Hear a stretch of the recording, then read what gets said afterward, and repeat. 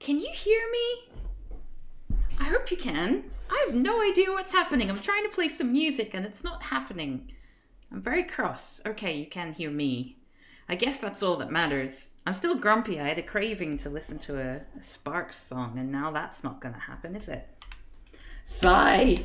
Anyway, I'm just setting up the camera now to do a little reading. That's what we're. No! Why is this always display capture off? Stop it! Every damn time. Am I right? Oh god, my life. Alright, let's open a new window and then go to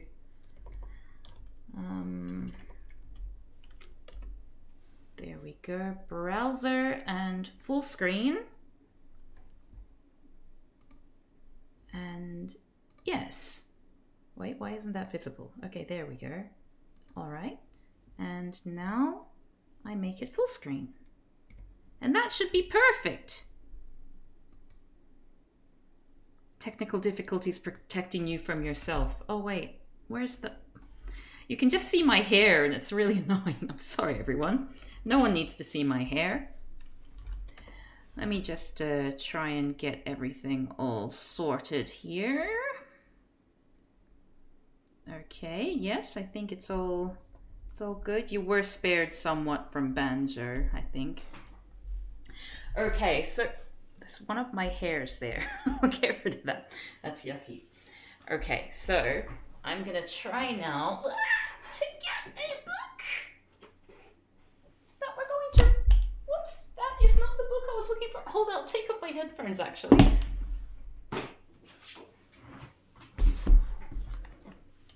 Okay, so everyone, we're gonna read this book today, which my understanding is that it looks worse than it is in terms of, like, this is a very dated, it's called a Cabinet of Medical Curiosities, and of course they chose like a bearded lady on the front cover in order to be sensationalistic.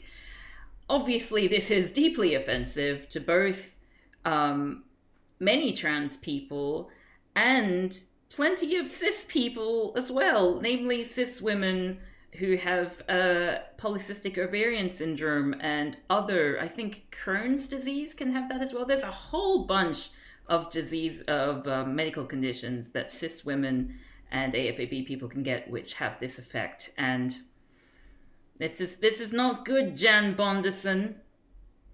Anyway, but the book itself seemed like it was quite interesting. It's a compendium of the odd, the bizarre, and the unexpected. And what it is, essentially, let me read out the blurb. That Bondison is able to disabuse us of fantasy while leaving our fears tingling and intact is a credit to the good doctor's surgical prose, says White Man, Los Angeles Times. It's apparently a book that looks at... just the history of what we call, medical curiosities and freak people and whatever, and explains sort of what people thought about them and kind of brings it, I guess, into a modern context, like what it actually is, like spontaneous combustion. What is that? What's the science on that nowadays? Do any content warnings need to be brought up? I'm not sure. Let's look at the contents page and then we'll probably have a better idea about the content warning that we would need if necessary. Anyway, in this book of amazing oddities, Jan Bondison explores unexpected, surprising, and bizarre aspects of the history of medicine. He regales us with stories of spontaneous human combustion, vicious tribes of tailed men. Oh, that's not going to be, phrenological. The two-headed boy of Bengal, Mary Tuft, who allegedly gave birth to 17 rabbits, and Julia Pastrana, exhibited around the world as the Ape Woman. Bondison combines an historian's skill in showing us our timeless fascination with the grotesque with a physician's diagnostic abilities as he examines the evidence and provides likely explanations for these peculiar events. So it's basically looking back through history, like things that people have written about, like magical people, essentially, and then providing sort of more modern explanations of it. So this may not necessarily be a stream for everyone. We're going to be as critical of this text as we need to be. And I hope you feel... I hope that you feel safe with me as we go through this book. Obviously, I don't agree with the use of this particular front page. And so I feel like just like when we were playing LA Noire, we should be able to go through the book and be able to, call a spade a spade. If this person's, if the author themselves is going to be a little bit imperialistic or whatever, we're going to be able to call that out. But it's still a book that I bought from a secondhand store a while ago. You can see it cost me a whole whopping $8.50. And which I've been meaning to get around to reading to see whether it is actually okay. I'm sure a lot of you here, maybe it's just me, but I find the history of, just the change in the frequency of medical abnormalities and things and how they come about and how they have changed over the years, and then how that also, I guess, conflicts with other things that we have said to be medical abnormalities, but, which are perfectly livable. I'm very, very fascinated by just, it's not often straightforward what's considered to be a bad thing. And this veers, I think, in some ways, possibly a little close to eugenics. So, and there'll probably be some discussion of eugenics in this. So I guess that can be a content warning here. And also, this is just me trying out something new. I wanted to go through some of the books in my library, and I thought, well, may as well read it out in company. If this kind of thing is something that you think would be, kind of uncomfortable for people, please just I'm welcome to all feedback on this. So again, I want this to be as safe as possible. So we've got spontaneous human combustion, the bosom serpent, the riddle of the lousy disease, giants in the earth, apparent death and premature burial. So that's something which I'm sure we've all had nightmares about. Mary Toft, the rabbit breeder, maternal impressions, tailed people, three remarkable specimens in the Hunterian Museum, and the strange story of Julia Pastrana, as well as some notes on sources.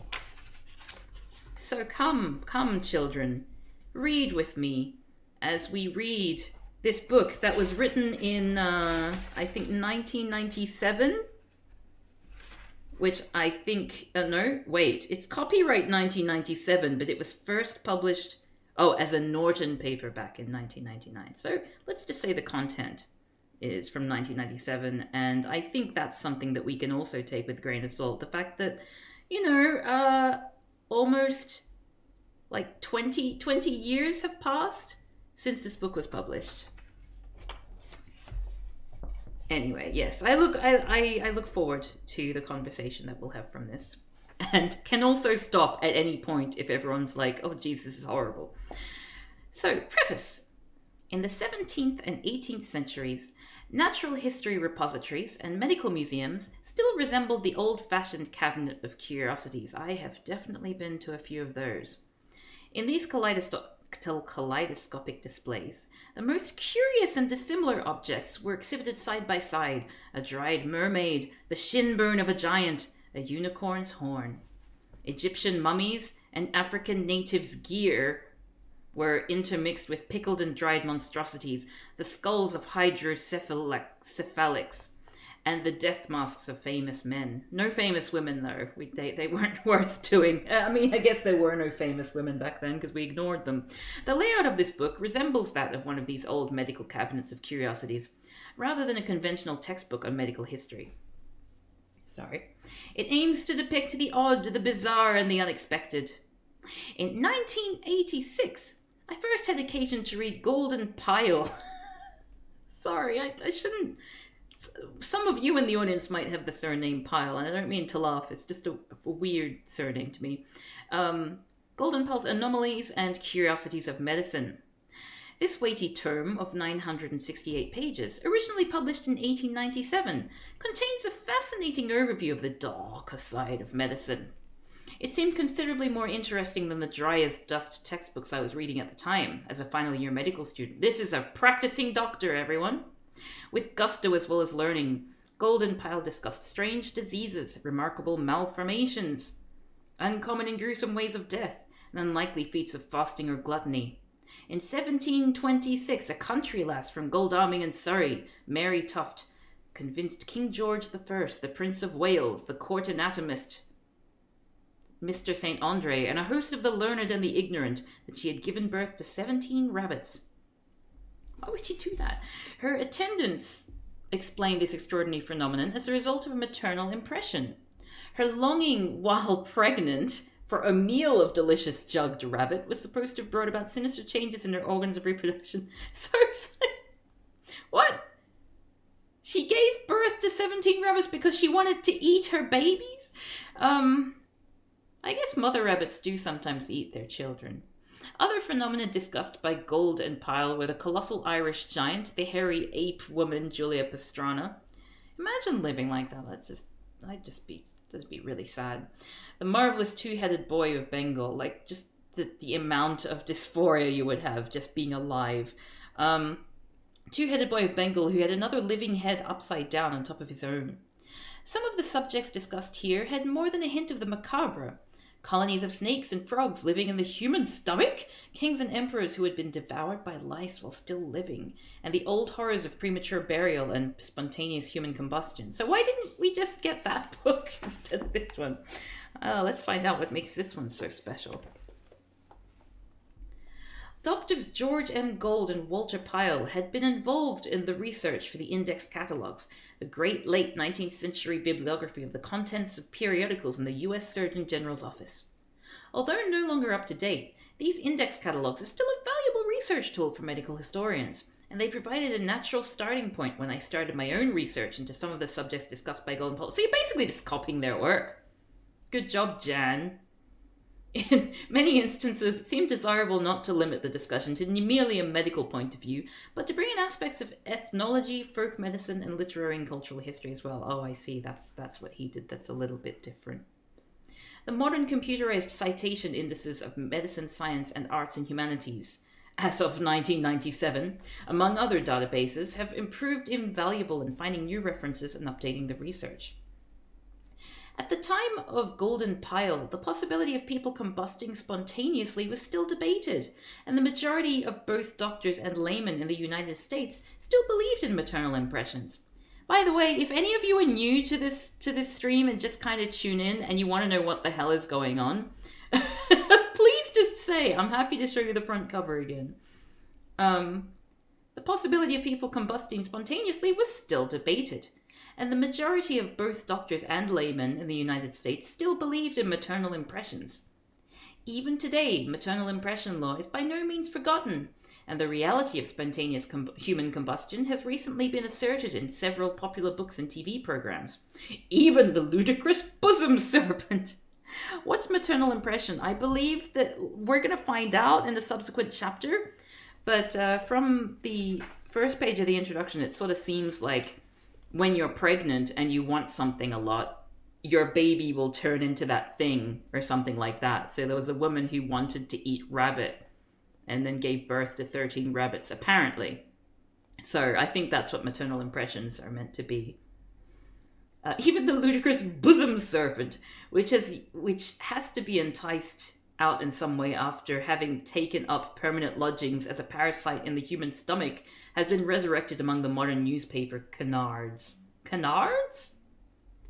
Oh, I've read about people talking about like a snake or something. I mean, not a snake, an eel that flies up your urethra when you're in the Amazon, and apparently has happened. But, there's no actual physical evidence for it. These phenomena provide some of the most striking examples that old medical errors die hard. No, it doesn't make sense, does it? Sometimes the opposite is proved true.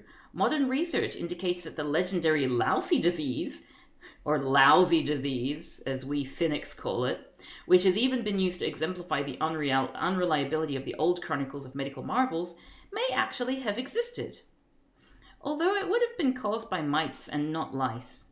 Advances in teratology enabled me to determine that the two-headed boy of Bengal was not a unique freak of nature, but could be, let me adjust this, could be classified with the parasitic conjoined twins. Yeah, I mean, that was pretty obvious. In the case of Julia Pastrana, whose pathetic career, I mean, I know what you meant by that, but still, sympathetic. Sad, tragic career. Tragic, I would have said. Whose tragic career as a sideshow attraction continued for more than a century after her death. That's so sad. I have actually been able to examine her mummy and to have hair samples from her beard and whiskers and radiographs of her dentition analyzed in search of an accurate diagnosis. It was PCOS, like polycystic ovarian syndrome. It's not really a, it's not really that remarkable anyway. You have a white bar appearing? Is the bottom of the screen flashing every 10 seconds or so for everyone? Oh, I don't see that. Oh, okay, now I see that. That's odd. Okay, let me, whoops. Let me reset that, because that could be annoying. Yeah, I saw it on my stream just now. Okay, let me know if you see it again, yeah? Okay. I think Professor A.E.W. Miles oh, it happened again. You know what? You know what I'm going to do? I'm going to do something a little bit sneaky. I'm going to make my stream a little bit smaller. Wait, no. I'm going to make my stream a little bit smaller. And then I'm going to make it actually...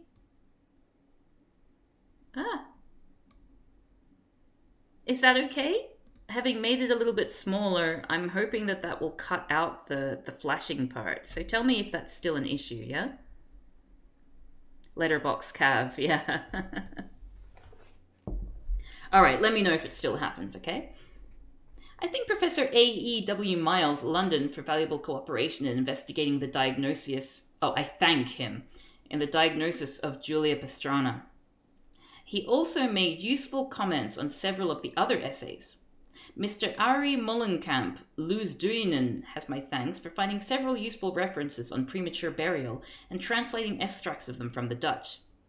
Wow, I guess it was a big thing in the Netherlands, huh? I am also grateful to Professor Bergerberg. Sorry. Professor Bergerberg. Oh no, from Sweden! That's the worst! That confirms all the stereotypes!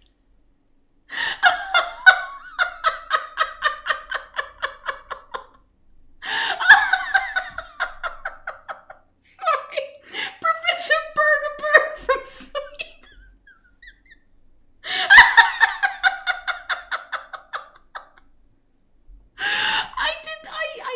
For the life of me, oh, it happened again.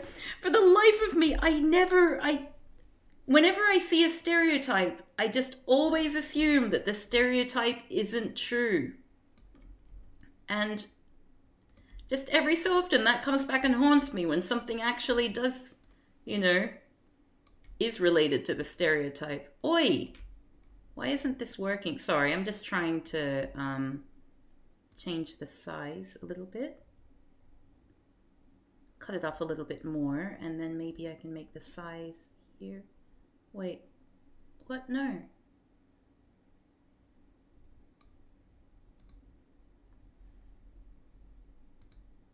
Is that okay? Anyway, so moving on. Professor Bergerberg, Lund University, Sweden, for checking Latin translations throughout. The Crawford Foundation, Lund, Sweden, provided several years of generous financial support for my historical research. Without it, this book would not have been written, and I'm grateful to the Foundation.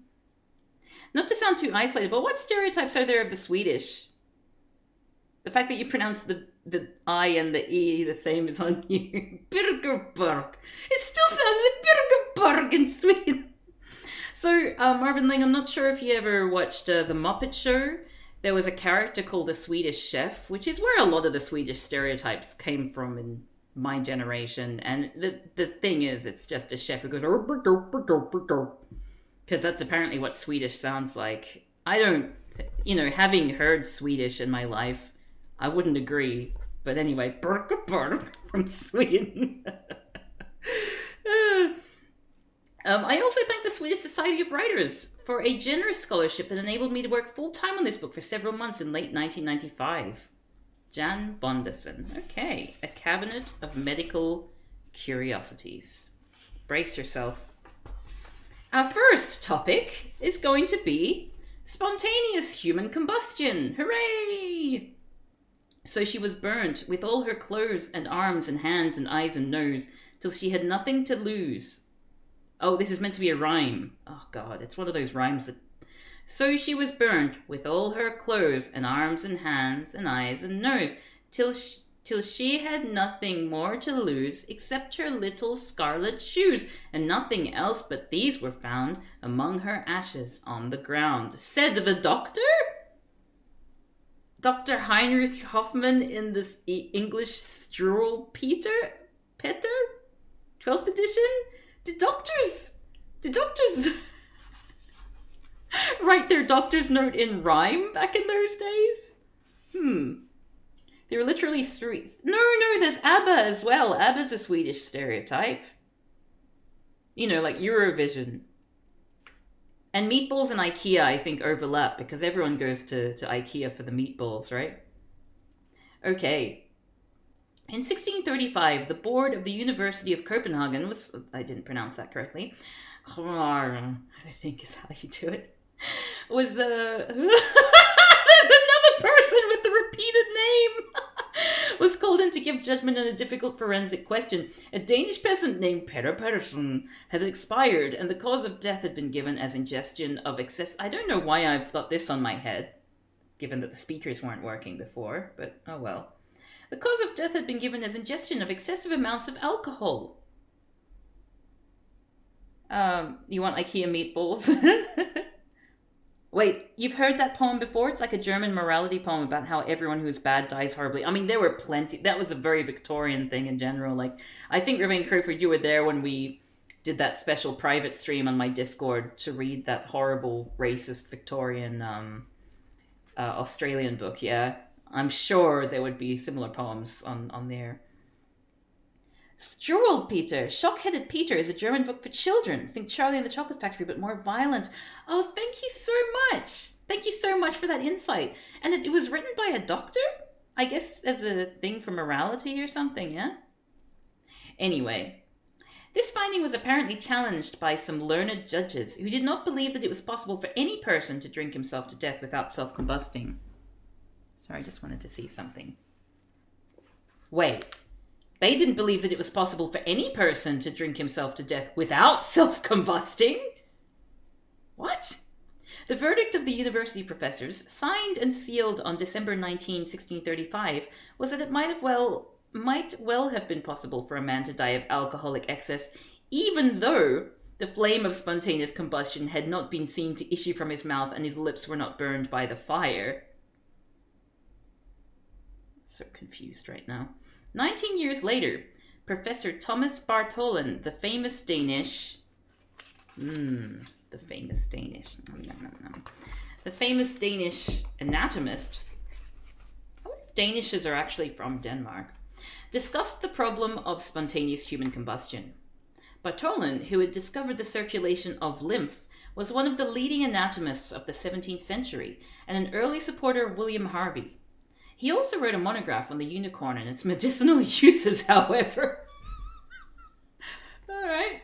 And in the somber Latin pages of his collection of 600 curious anatomical findings and case reports, the most astonishing tales may be encountered. Bartholin wrote about childbirth by the mouth. I mean, frogs do that. Siamese triplets, which I believe are now conjoined triplets with animal heads, and a cow pregnant with 40 puppies. To put it mildly, he had a credulous bent, and his great interest in monsters and strange events sometimes got the better of him, this medical doctor. Thomas Bartholin was also a firm supporter of the theory of spontaneous human combustion. It was contrary neither to experience nor to reason, he maintained, that excessive quantities of strong liquor could ignite in the stomach, and he gave several case reports. One of these had been sent to him by his old friend Professor Moreau in Paris. In another, from an obscure work by Everhard Vorstius, a Polish gentleman living in the reign of... In another, from an obscure work by Everhard...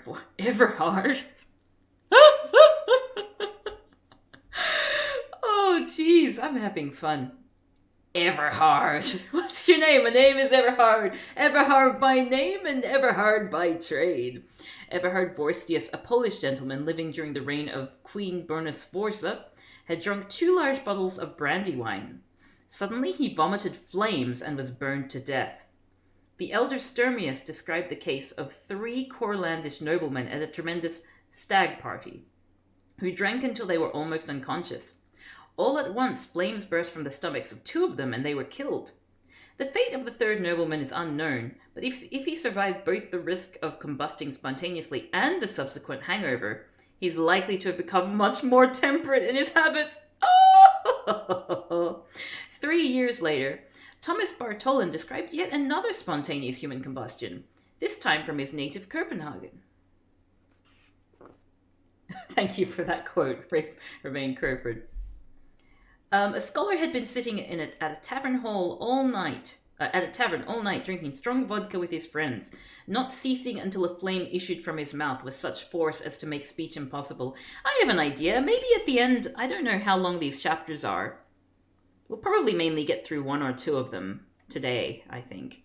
But at the end of every chapter, why don't we do a poll to see whether you believe in spontaneous combustion or whatever the thing is or not. I think that would be fun. These all sound like cases in Detective Conan. I can see that.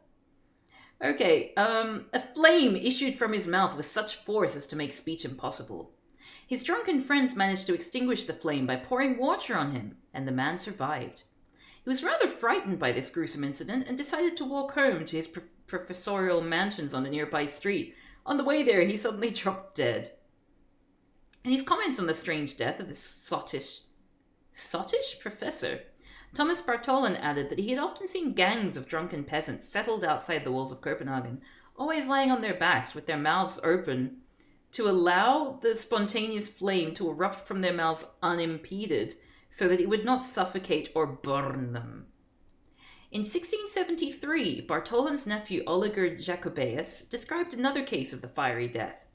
An old woman in Paris, so addicted to strong liquor that she had consumed little else for 2 years, was found thoroughly incinerated. Only her fingertips and the cranium remained. By the way, is me holding the book, is that useful for you? Because for me, I'm very much a person who, if I'm just hearing something, I can't follow.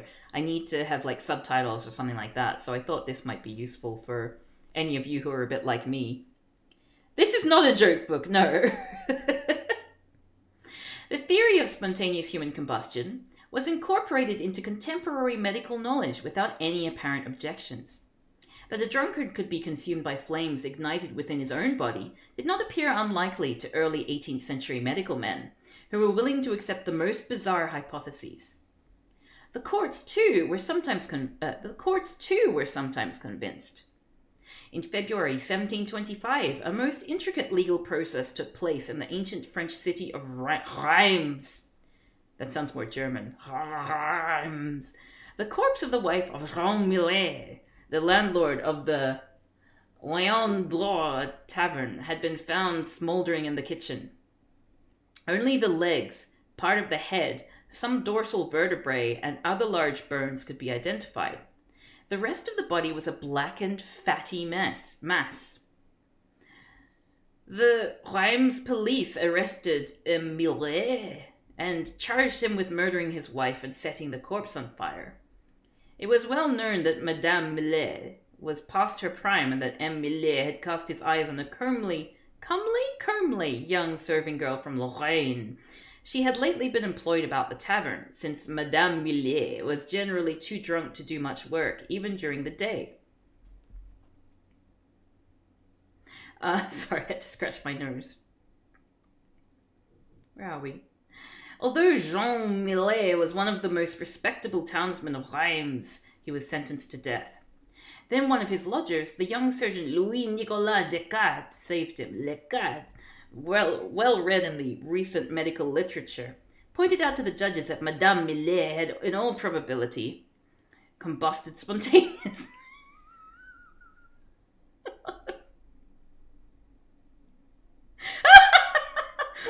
Sorry.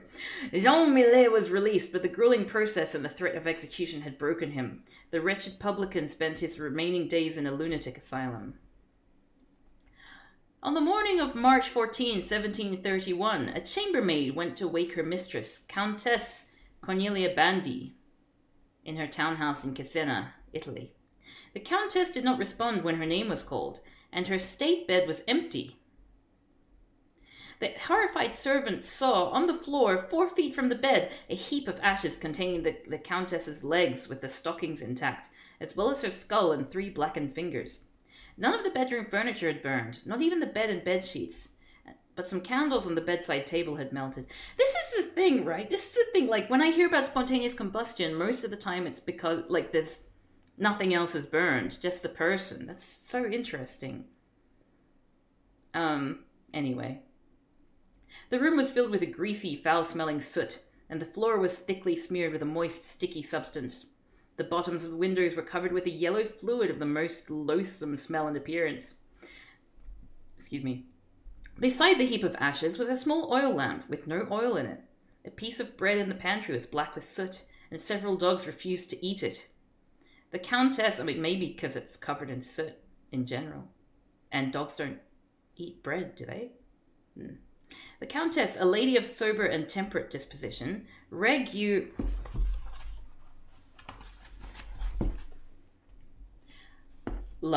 used to bathe her entire body in camphorated spirits. This dangerous habit was of course blamed for her increased flammability. The clergyman Giuseppe Biantini, who described Countess Bandi's demise, added a curious note about the uncommonly flammable perspiration of the wife of one Dr. Freilas, physician to the Archbishop of Toledo. Once, the erudite Padre Biantini testified, her underwear burst into flames on exposure to the air and shot forth like grains of gunpowder? Though he does not say if he himself observed this remarkable phenomenon. Liar, liar.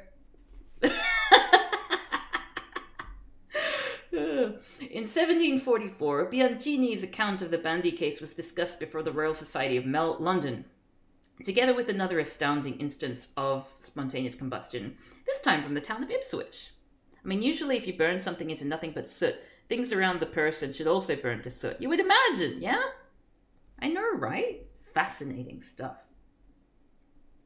Mrs. Grace Pett, an elderly fisherman's wife, had the habit of going down into the kitchen late at night, after she was half undressed, wink wink, to smoke a pipe. She did so on April 9, 1744, and the morning after, her daughter found the smouldering remains of Mrs. Pett's body near the kitchen grate. When the glowing fire was quenched with water, the corpse presented a most strange and macabre appearance. The trunk looked like a heap of charcoal covered with white ashes, and the head, arms, and legs were also much burned. Mrs. Pett was not a habitual drunkard, but according to one account, she had consumed a plentiful amount of gin that night to celebrate her daughter's recent return from Gibraltar. The contemporary experts were at a loss to explain how she was burned to death, since there was no fire in the grate, and the candle had guttered out in the socket of the candlestick beside her. A child's clothes on one side of the charred body and a paper screen on the other were both untouched by the fire. It was concluded that another spontaneous combustion had occurred. The manner of fire burning in her capitalized body is described as the workings of some inward capitalized cause. Many of the townspeople believed that Grace Pett was a witch and that she had used her magic art to steal sheep from a neighboring farmer to rid him of her persecution. A local witch hunter had advised him to burn the body of a sheep, and the same evening, Grace Pett was consumed by the flames. In the early 1800s, let me get this a little bit closer. In the early 1800s, a belief in spontaneous human combustion was accepted throughout Europe. A great many very similar cases were reported, particularly from France and the German states. The victims' badly burned remains were found in a closed room, often but not always near the fireplace. The combusted individuals were often obese and elderly, and usually female. At times, only some charred bones and a heap of ashes were left. An oily soot covered the furniture in the room, and a disgusting smell was sometimes noted while the combustion took place, usually during the night. Oddly, the corpse's feet, with the stockings and shoes undamaged, were occasionally found intact. Some believed that the victim's clothes could be unaffected, while the body was almost totally reduced to ashes within them, but this never really took place. Okay, because that's some stuff that I've heard. But, so apparently things do get damaged. Another aspect of the mythology of spontaneous combustion was that water did not extinguish the flames, but indeed fueled them. After Lavoisier and Priestley clarified the basic chemistry of combustion, considerable research was devoted to elucidating also the mechanisms underlying the spontaneous variety of this process in humans. Several doctoral theses were dedicated to this subject, the first of them written by Dr. Jonas Dupont of the University of Leiden. This is getting close to what I thought is an actual thing that can happen if there is a fire source nearby. Okay, interesting.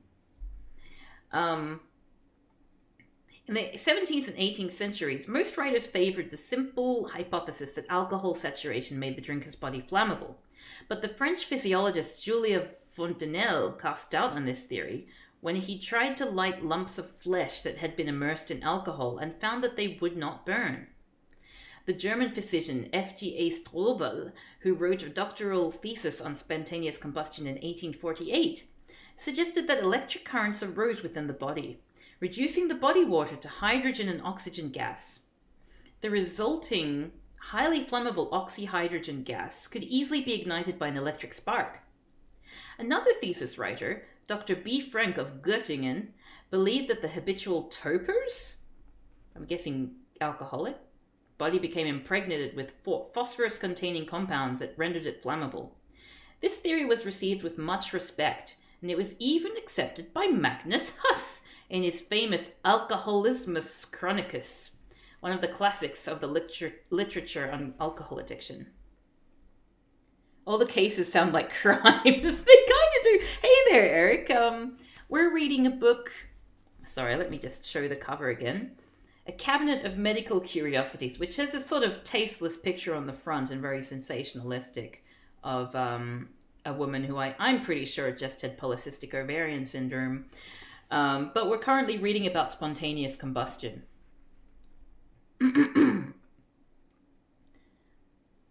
Some French physiologists claimed that a high fat content could make the body easy to ignite. Others that inner heat could be engendered through static electricity when the components of the blood rubbed against one another. The famous French surgeon Guillaume de Poitren's hypothesis is a model of clarity beside these wild speculations.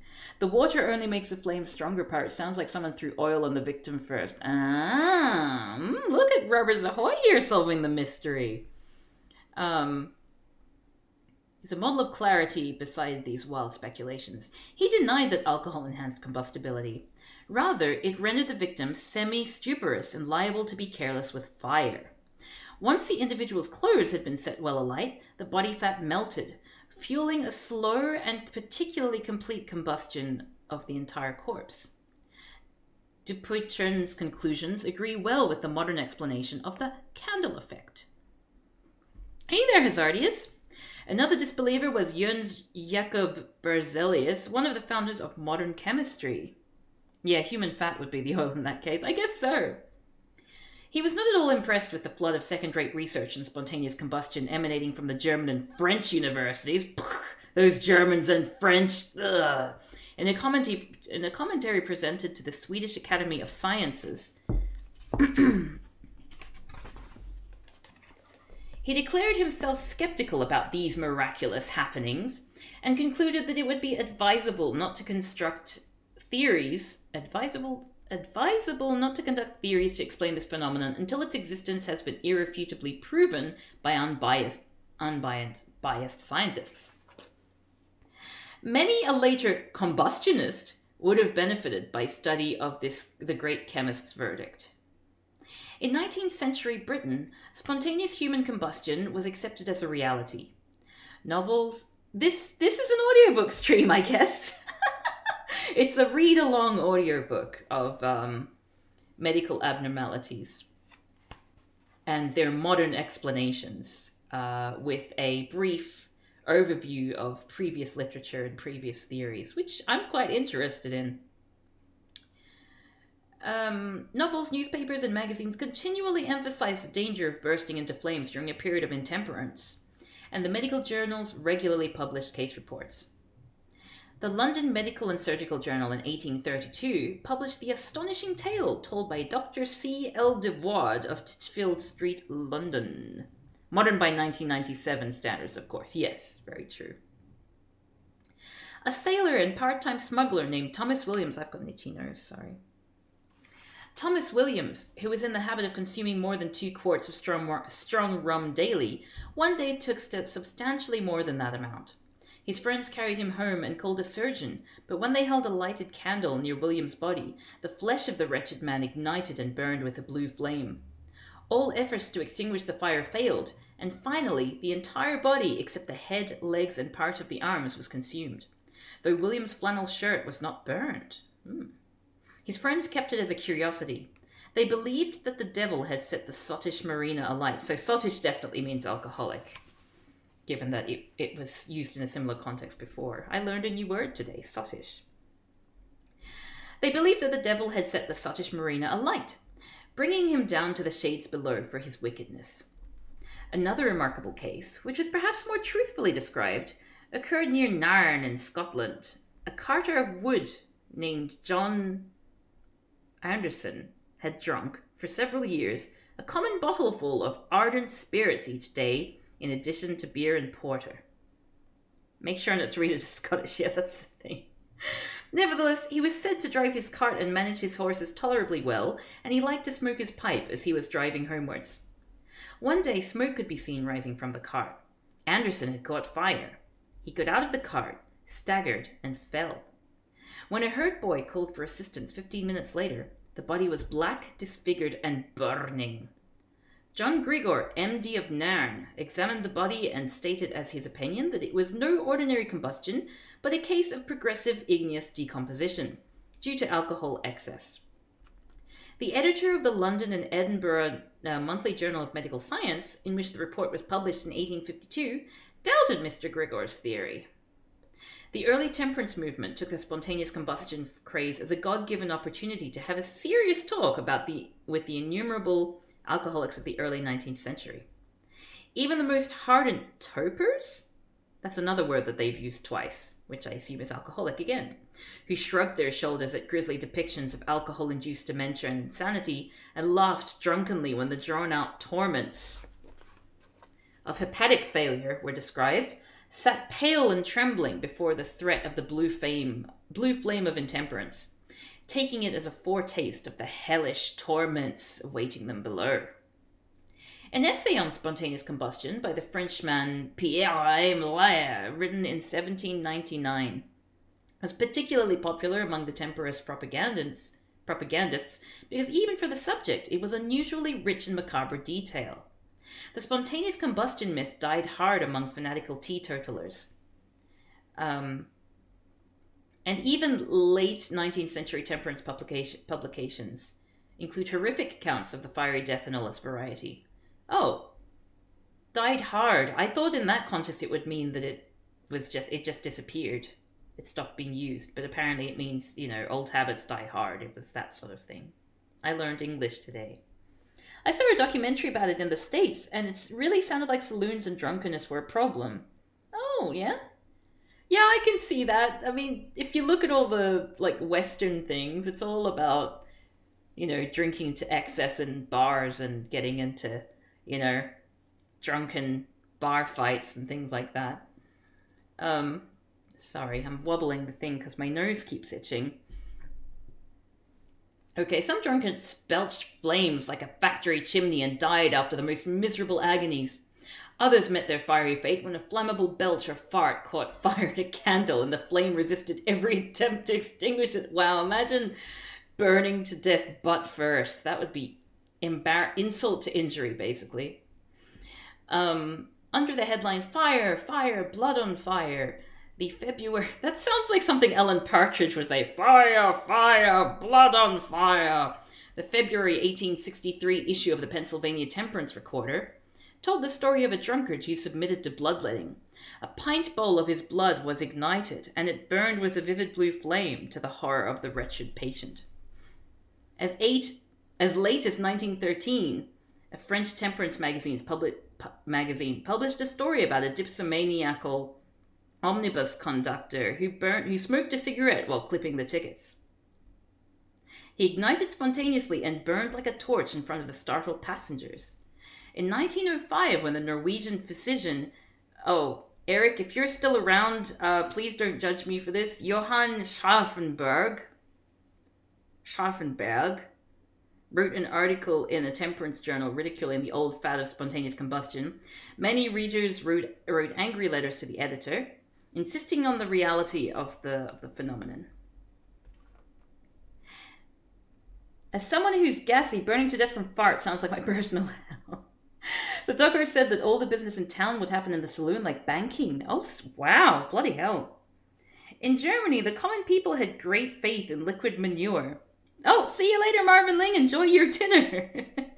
Don't get drunk and burn yourself to death spontaneously.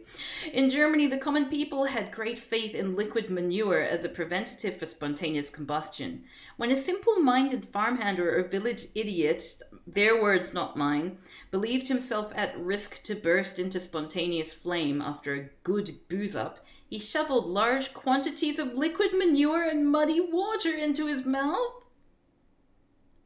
What kind of manure? What kind of manure? It does sound like a German surname, doesn't it? Liquid manure, but whose? Is it human? For some reason, I feel like animal manure would be better than human manure. I never thought that I would sort of see it in myself to sort of rank different kinds of liquid manure by willingness to put in my mouth, but there you go. It is telling that this preposterous cure also appeared in Dr. Karl Roche's serious scientific work on alcohol abuse, Der Missbrauchsgiftiger Getränk. Sorry, any German speakers. 1838. Herbivore shit supposedly tastes mostly like grass. Yeah, I would have gone for vegetarian manure. Liquid manure. Liquid grass. Scandinavian folk medicine recommended an even more unlikely substance to extinguish the spontaneous flames. So wait, who... When you say supposedly, is that something that's been tested? I assume someone has eaten animal poo at some point. I just don't know why, Scandinavian folk medicine recommended an even more likely substance to extinguish the spontaneous flames.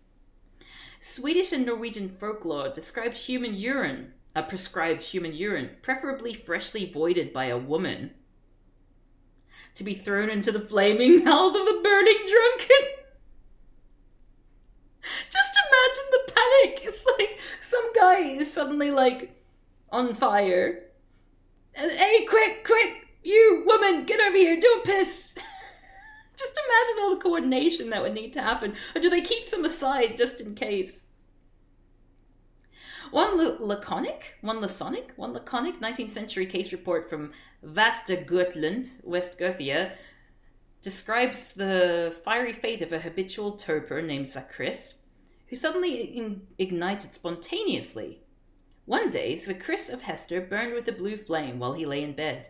And they all mentioned blue flame as well. Like, it just seems... I always want to be the kind of, well, it's probably just, bullshit. But if everyone keeps saying the same things, then again, so do, UFO people, and I don't really buy into that. Hey there, Liam! Well, we're learning a little bit more about spontaneous combustion.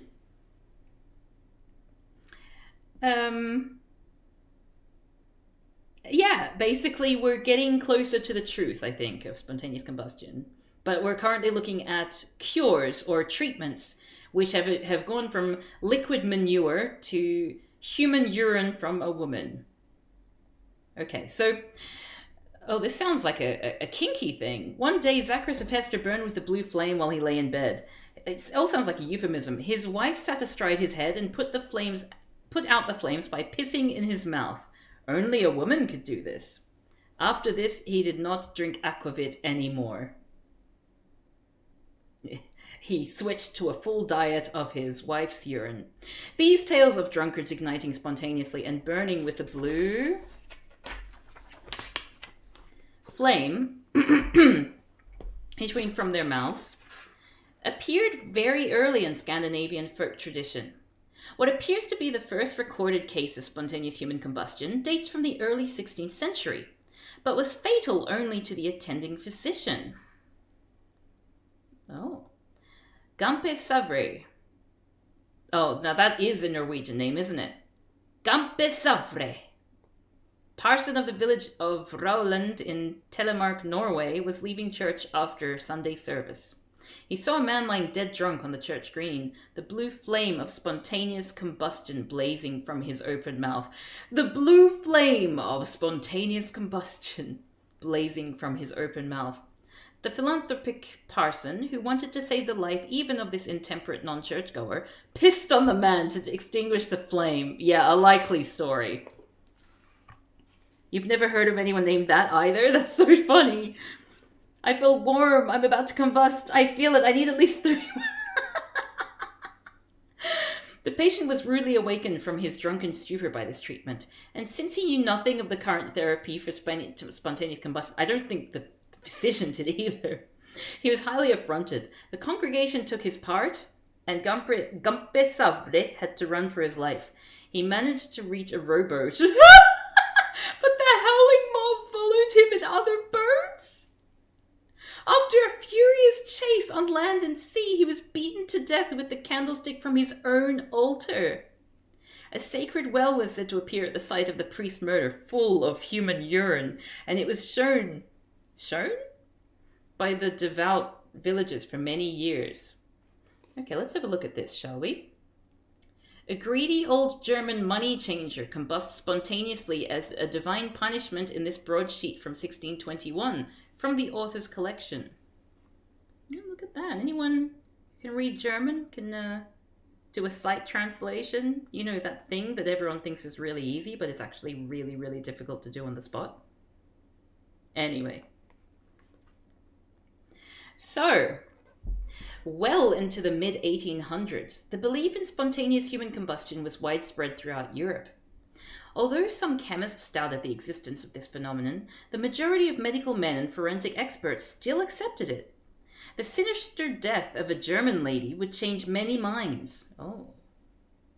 On June 13th, 1847, the charred corpse of the Countess of Görlitz, a noble lady of temperate and religious habits, was found in her bedroom. The municipal medical officer, Dr. Johann Adam Graf, was called in to examine her remains.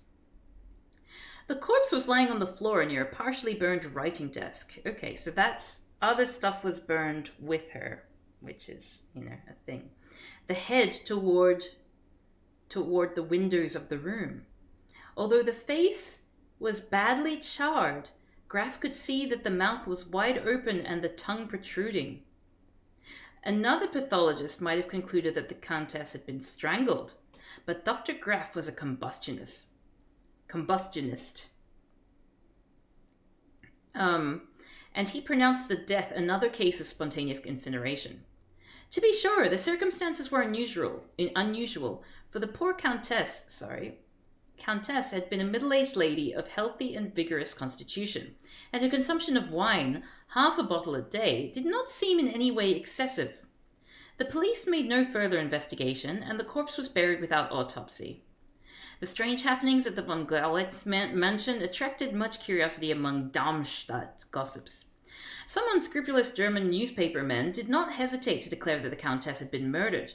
Some accused Johann Stauff, a valet with a bad reputation, and others blamed the Count von Görlitz himself. In order to clear his name, the old nobleman had to demand a further inquest into his wife's death.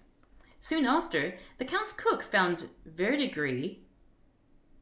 What's verdigris? In a sauce intended for his lordship's table. This dish had been carefully prepared by the valet Stauff. Apparently, the audacious menial had attempted to murder the Count to prevent an inquest from being held, and the police took him into custody. The inexorable German legal machinery proceeded through 3 years of trials, appeals, medical certificates, and exhumations of the body. Verdigris is copper rust? Oh, I see. Or copper patina, whatever that means. Stauff was further incriminated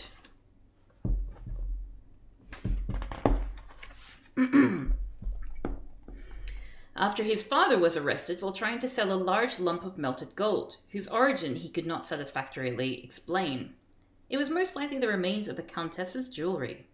When Johann Stauff finally faced a murder trial, his attorneys vigorously maintained that the Countess had combusted spontaneously. Imagine trying to do that nowadays. But they had great difficulty explaining a fissure in the corpse's skull.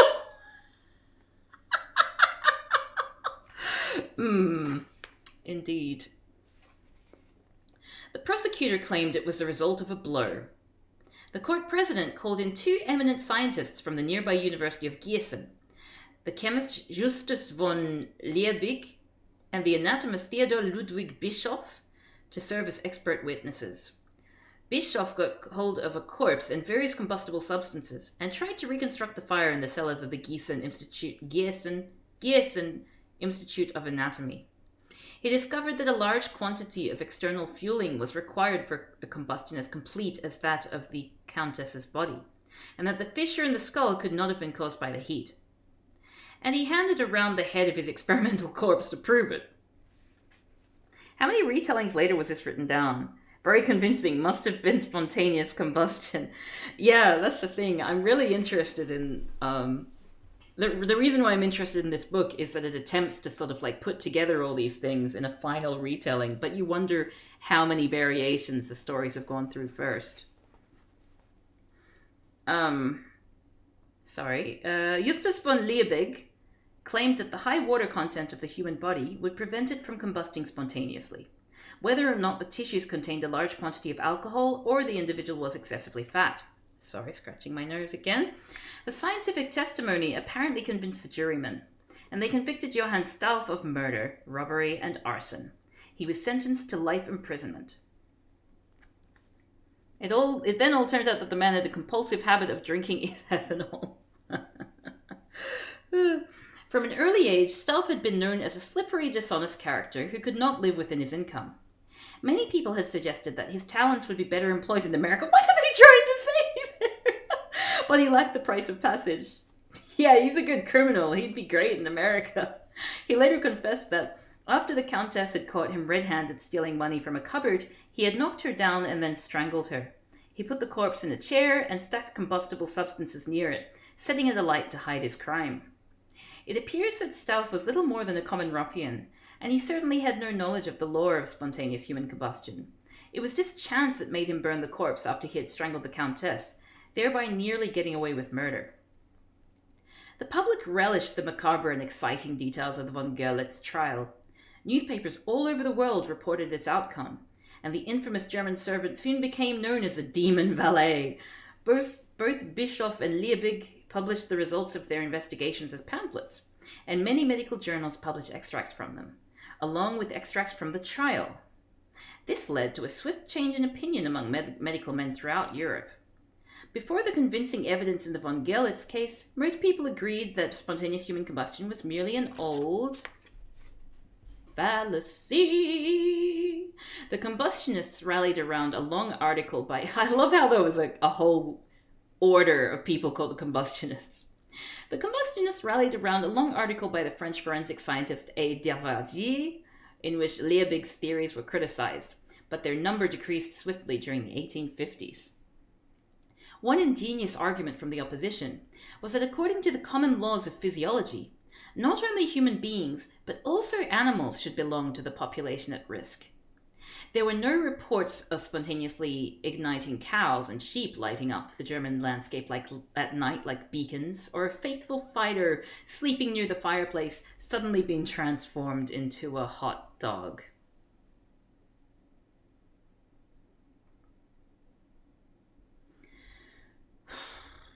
When, in 1860, the influential German forensic scientist J. L. Kasper took Liebig's part in his famous Praktisches Handbuch der Gerichtlichen Medizin, declaring spontaneous human combustion to be mere superstition, it was a final blow for the combustionists in Germany. From the year his book was published to the present day, not one word has been written on spontaneous combustion in the German medical journals. Interesting. Although spontaneous combustion had been largely discredited on the European continent, the theory died hard. He keeps using the same phrases. The theory died hard in Britain and the United States. In 1870, the well-known British physician Alexander Ogston published an extensive review on this subject, expressing serious doubt whether the old legend of the fiery death could really be completely disregarded. The Combustionist Society was promptly disbanded. He was particularly impressed with the high percentage of alcoholics among its victims, suggesting that some obscure process might render their tissues flammable. His father claimed to have met with a case in which the body was so saturated with alcohol that the fluid in the ventricles of the brain caught fire and burned when lit with a candle. The cerebrospinal fluid of another individual, who had died after drinking a quart of gin, resembled gin to a marked degree, as tested by the smell, taste, and inflammability. Ugh. But also, what's with the blue flame as well? People keep talking about a blue flame. It's probably just, lore, folk, what's it called? Folk mythology? Folk urban legend or whatever, but still. Folklore. No, folklore. I'm thinking of, folk something. And then,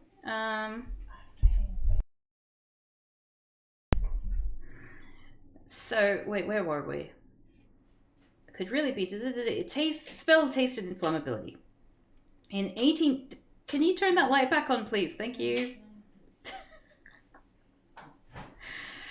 Sigh. In 1888, Dr. J. Mackenzie Booth of the Aberdeen General Dispensary was called to examine the remains of a 65-year-old pensioner of notoriously intemperate habits. Inflammable cerebrospinal fluid means flammable cerebrospinal fluid. Yes. I think inflammable? I have no idea. There is some way that it kind of means both or something. What a country, am I right? The body was almost a cinder, yet it had kept the form and figure of the old soldier, including his military moustache. 3 years later, Dr. Ernest S. Reynolds, physician to the Ankerts Hospital, saw a similar case in Manchester. So if it's Manchester, it would be Ankerts.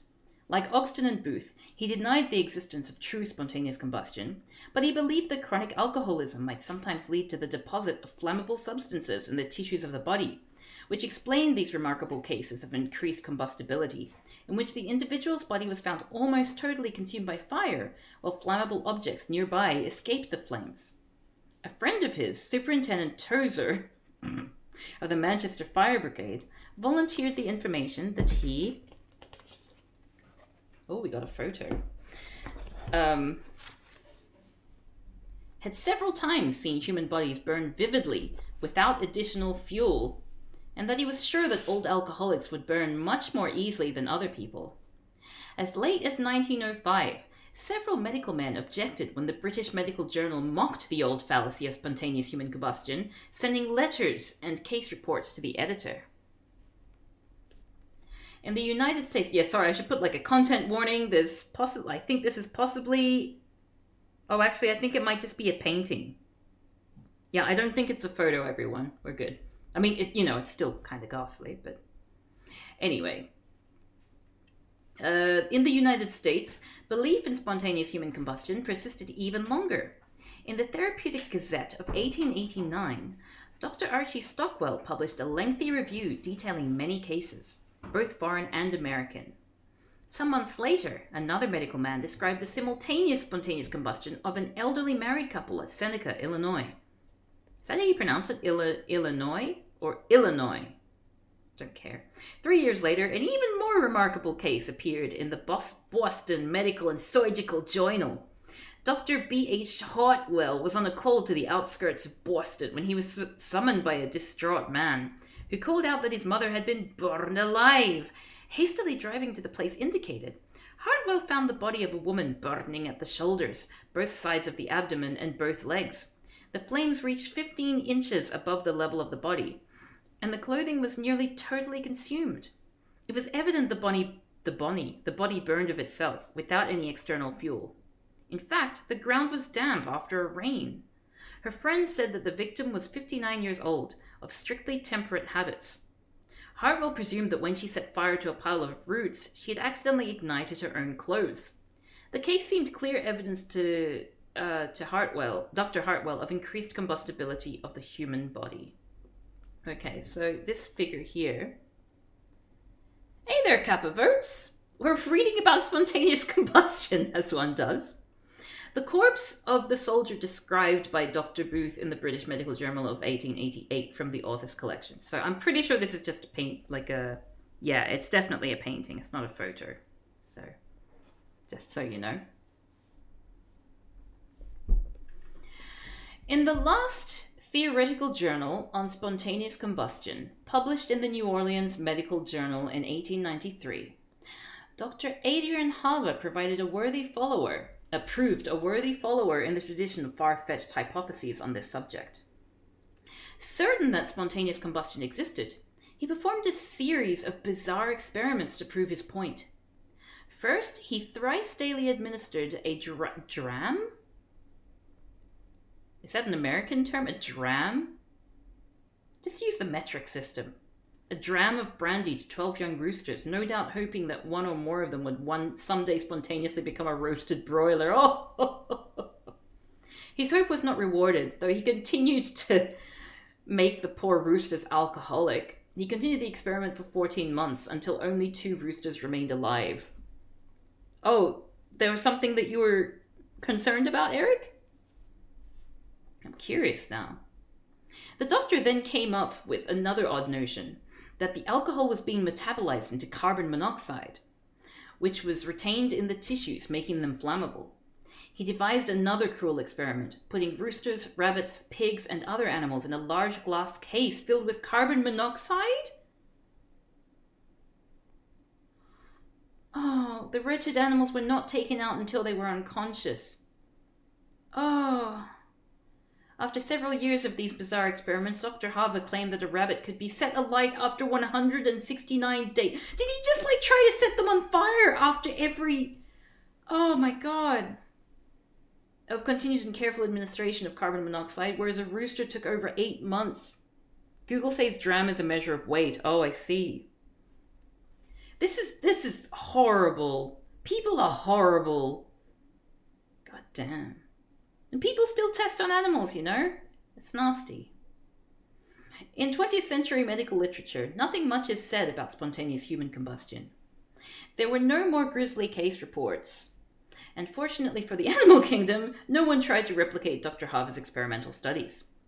There is, however, one quite recent case of spontaneous combustion on record in the Annals of Emergency Medicine of 1991. That's a mere 6 years before this book was published in 1997. A 32-year-old habitual drunkard was taken into the emergency department, of Boston City Hospital for evaluation of a seizure. He had another seizure while he was there, and his attendants were mystified to see that the seizure activity changed after a few minutes, the man arching his back and frantically slapping his thighs. They were even more surprised when smoke billowed up from around his abdomen, and he appeared to be spontaneously combusting. Once his clothes were removed, the doctors discovered the cause. 2 books of matches in his back pocket had rubbed together during the seizure until they burst into flame. Apparently, the patient suffered no permanent ill effects from his unique experience. That's very good to know. Jeez. Okay, I thought we were going to get into, maybe this is real after all, but I'm kind of happy with the skepticism of this physician. By the mid-1900s, the medical community had forgotten spontaneous human combustion, and historians mentioned it only to scoff at a ridiculous remnant of the age of superstition. But the fiery death received new supporters among the devotees of paranormal phenomena. That well-known researcher of strange happenings, Charles Fort, was the first to assign a supernatural cause to this phenomenon, ascribing it to the work of things or... I've always thought of a dram as a little glass of an alcoholic drink. Whiskey, for example. Oh, I see. To the work of things or beings. Like the werewolves, of whose existence Fort had as little doubt, they preferred female victims. Several other theorists of the occult firmly supported the notion of spontaneous human combustion, none more than the British writer Michael Harrison, who published the book Fire from Heaven, or How Safe Are You from Burning, in 1976. Oh dear. Its preface declared it to be the definitive monograph on its subject and described the evidence that people might indeed combust spontaneously as irrefutable. The book attempts to link spontaneous human combustion with psi phenomena and poltergeist activity, and it draws parallels to the destruction of Sodom and Gomorrah. In all earnestness, it suggests that the combusting individuals were taken to some other place for examination by some other people. I knew it was only going to be a few, 10 pages before aliens. But it does not explain why presumably superintelligent aliens would prefer to converse with old alcoholics, from whom little reliable information could be gleaned. Another imaginative occult philosopher has applied Michael Harrison's theories to come up with an even more startling notion, published in the journal Medical Hypotheses in 1983. The resurrection of Christ could easily be explained if the body was completely destroyed by spontaneous combustion. What? Would it? Which would also explain the scorch marks on the Shroud of Turin. Michael Harrison's book has been by no means the only one devoted to the SHC phenomenon. What's the SHC phenomenon? Oh, spontaneous human combustion, as it is known among the initiates. Oh, I see. Indeed, considering the flood of amazing new theories, Fire from Heaven might seem a rather staid and conservative standard work. The great Jöns Jacob Berzelius, who warned against undue theorizing until the existence of spontaneous human combustion had been established with certainty, would have been aghast at the harebrained speculations on this subject by latter-day amateur scientists. Some still favor the poltergeist hypothesis. Others blame man's electrodynamic being or geomagnetic field fluctuations. In his book, this seems like it's got a bit of crossover with flat earthers. In his book Le Faux Quitu, published in 1986, the French writer Emmanuel Piz attempts to link spontaneous human combustion with UFO activity. Others suspect the Kundalini fire, an energy that is supposed to pervade the individual's astral body according to the teachings of yoga. I'm pretty sure that the people who believe this are white. Just saying. I'm not sure. I mean, like, to be fair, many people in India believe in a lot of different kinds of pseudoscience, but this seems a little bit beyond them. Chemical theories abound, some even more imaginative than those of the 19th century German thesis writers. Oh yeah, let's look for reasonable scientific explanations for mythical events using facts and logic. Our first theory is spontaneous combustion. SHC is attributed, for example, to an excessive accumulation of phosphorynyl pyruvate, a particularly energy-rich compound. Nor have 19th century theories died. There are still those who believe that excessive use of alcohol may cause deposition of flammable nitroglycerin-like phosphogens in the muscle tissue, or that a buildup of electrostatic charge within the human cells can split the body water into oxygen and hydrogen. Whoops. The writer Larry Arnold turned to physics, postulating the existence of a pyrotron, a hitherto unknown subatomic particle, capable of starting a chain reaction that vaporizes an entire human being. Today, imagining the Proud Boys, but instead of a weird cult-like obsession with not wanking, they obsess with spontaneous combustion as a rite of passage. Oh, that'd be nice. Where are we going? Today, belief in spontaneous human combustion seems to be steadily increasing among the general population. Wow, it was already happening in 1997. Popular works such as the Reader's Digest Mysteries of the Unexplained, and oh, I want to read that book now. I love unsolved mysteries, and I love reading the bizarre theories people have. And others of that ilk pandered to the public obsession with unsolved mysteries, with grisly tales of spontaneous combustion, along with a veritable hodgepodge of ghost stories, UFO close encounters, and the horrors of the Bermuda Triangle. The Bermuda Triangle scared the shit out of me as a kid. Furthermore, the tabloid newspapers, both in Britain and in the United States, are firm supporters. Some recent headlines would have delighted a 19th century temperance writer. Preacher explodes into flames in the pulpit.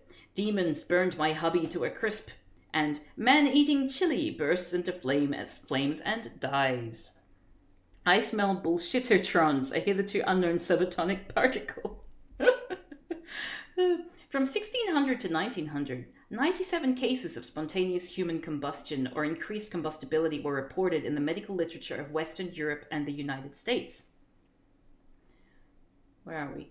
A majority, about 70% of the victims were women. Remarkably, in not less than 65% of all cases, it was positively stated that the victims were alcoholics, often with a history of many years of abuse. Michael Harrison's book and the more recent Spontaneous Human Combustion by Jenny Randles and Peter Hoff add a good many mysterious 20th century fire incidents of varying reliability. The scientific world has greeted these silly and credulous books with mere ridicule, but were the hard facts extracted from them and all the wild theories and unreliable newspaper accounts weeded out, the result would be a slim scientific paper presenting at least 25 verified 20th century instances of preternatural combustibility. I hate spring. Spring is the worst. Oh, it's just gone summer, but still, spring remains. Modern forensic science's policy with regard to spontaneous human combustion has largely been that of the ostrich. Only 2 scholarly papers on increased combustibility are on record in this century. One of these was published by Dr. Gavin Thurston in 1965. How did a chili eat a man? I don't know. I saw a fake image of an alien looking into someone's window and was never able to sleep without the curtains drawn again. Oh, yeah, like, without the curtains drawn. Yeah, when I was a kid, I discovered nonfiction, and then in that section, I discovered the unsolved mysteries section in the library. And, you know, when you're a kid, you believe that anything that's in a book is true. And it just led to some really sleepless nights. I'm gonna sneeze. Oh, no, I'm not. Every time I say it and announce it, I just don't, and then I feel worse, you know? Anyway. A slim window of abstemious habits was found... Oh, wait, a slim widow of abstemious habits. I'm guessing abstemious means related to alcohol. This guy likes his thesaurus. Was found dead one morning. Her charred body lying in the hearth. I think that's how you say it. Her legs, including stockings and slippers, were quite intact, and there was little damage to the surrounding furniture, though the room was full of soot and cinders, just as in the classical cases. Old ghost pics used to scare me. Yeah, old ghost pics. Even new ghost pics scare me as well. I've seen videos on YouTube like that, and it still freaks me out, of like aliens and things. I do not believe aliens are here, but I still get scared by it. Yeah, me too. Like, I think personally, my thought is that it's a little bit self-centered to assume that this is, like, given how large the universe is, to decide that, okay, we are the only people who exist. We are the only life forms who exist. But, like, I don't believe necessarily that they would end up looking anything like us, you know, or that we'd even be able to see them or anything. Like, they're probably made out of different forms of matter, and they're probably off in some other universe. Like, the chances of us finding another life form are probably very, very slim, even if they probably do exist somewhere out there. But yeah, I get really annoyed when people make humanoid aliens. That doesn't seem so likely to me. It just seems very anthrocentric, if that makes sense.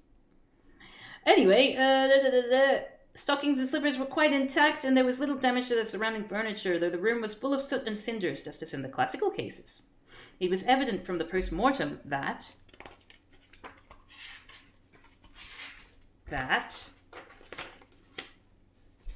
she had advanced cardiovascular disease, which was probably the cause of death. It was further presumed that she had fallen into the fireplace after death, and that the body had burned in its own fat, with the clothes acting as a wick, a phenomenon sometimes called the candle effect. Oh, wow. The most famous of all modern cases of alleged spontaneous combustion took place in 1951 in St. Petersburg, Florida. Mary Reeser, an obese 67-year-old widow, had last been seen sitting in her armchair wearing a flammable nightdress and dressing gown. She had taken sleeping pills and was a smoker. The next morning, the landlady found the doorknob of Mrs. Reeser's apartment too hot to grasp. The room was a horrible sight, full of greasy soot with a peculiar odor. Of the armchair, only the coil springs were left. Of Mrs. Reeser, only a heap of ashes remained, together with a small roundish object identified by some as the shrunken head, some lumps of charred tissue, and the left foot, with the skin unburned and a black satin bedroom slipper still in place.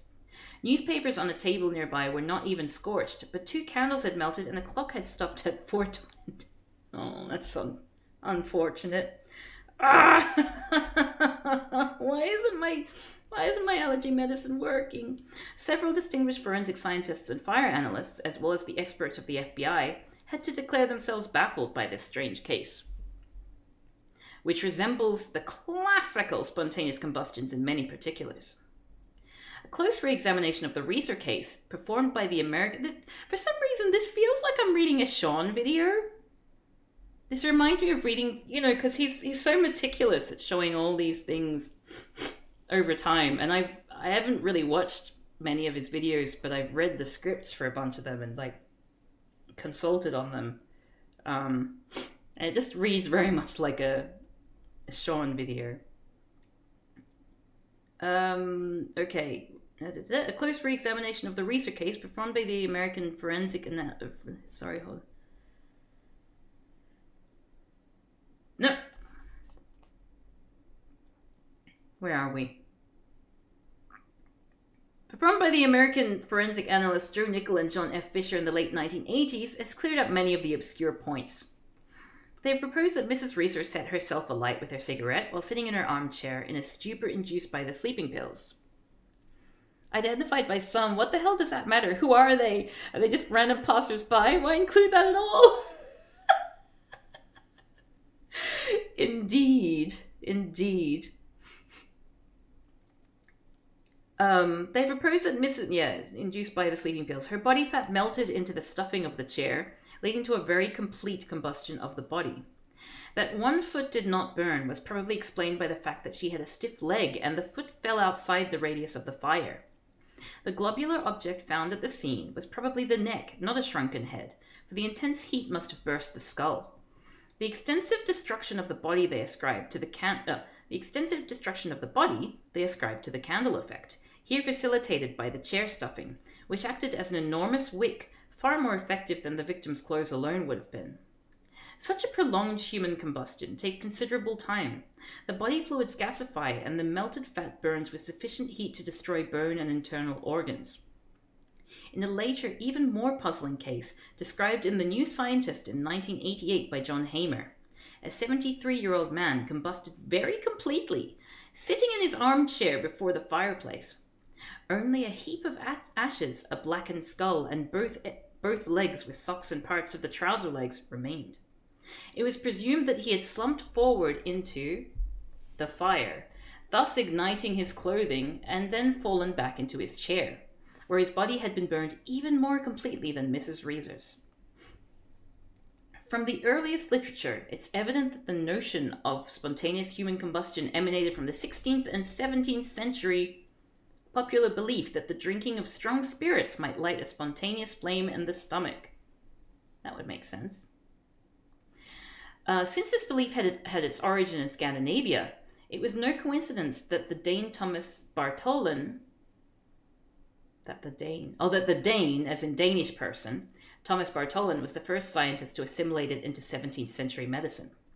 The idea of aquavit drinkers bursting into spontaneous flames thus preluded the first mentioning of the phenomenon we can call increased combustibility by more than 100 years.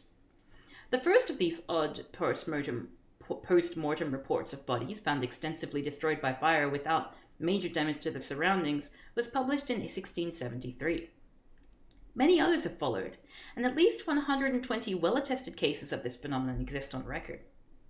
There has been no satisfactory instance of any individual combusting spontaneously, and in the greater part of the cases, an external source of fire is apparent. The candle effect explanation put forth by modern forensic experts seems perfectly applicable to the majority of both new and old instances of preternatural combustibility.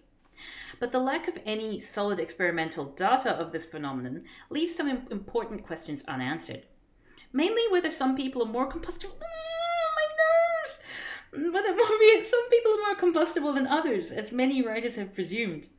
One would imagine that the bodies of very obese people were more susceptible to undergoing combustion by the candle effect. But many victims have been slim. Dehydration and old age have been proposed as risk factors by some writers, but without much hard evidence. The preponderance of alcoholics among historical victims, although not among 20th century ones, remains a mystery. It is very unlikely that their bodies were really more combustible. Instead, a drunken individual is prone to be more clumsy with fire, and might be too befuddled, drowsy, or even unconscious to escape. Furthermore, some early accounts would imply that clergymen and temperance advocates sometimes exaggerated the drinking habits of the victims of increased combustibility. It is likely that external factors were considerably more critical.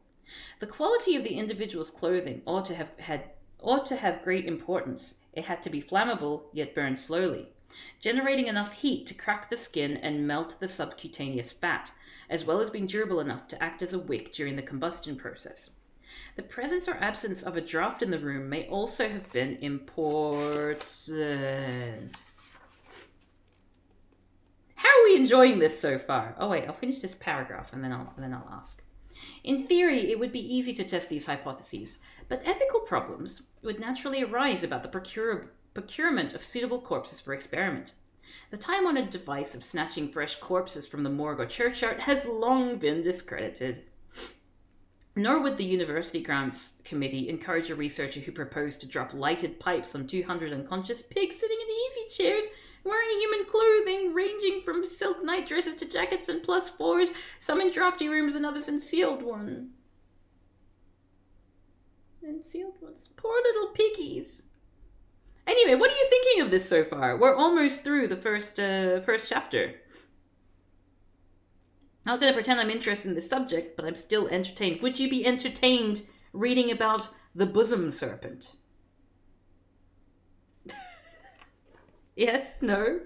Because this is just a new thing I'm trying out. Just doing a reading of a book that I was going to read at some point, but can't be bothered. I feel guilty when I'm just reading for pleasure now. So I thought, why not share this? Is not what you expected?